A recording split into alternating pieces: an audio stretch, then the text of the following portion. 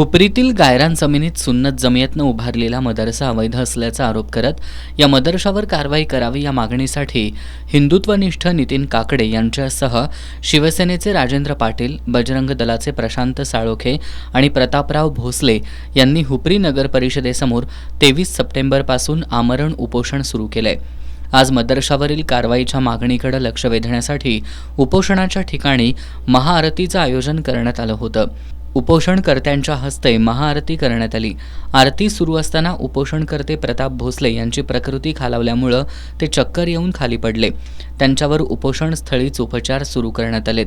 दरम्यान उपोषणकर्त्यांच्या शिष्टमंडळानं प्रांताधिकारी मौसमी चौगुले, DYSP समीरसिंह साळवे यांच्याशी चर्चा केली.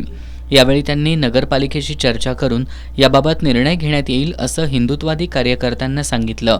महाआरतीला हिंदुत्वादी कार्यकर्ते मोठ्या संख्येनं उपस्थित होते.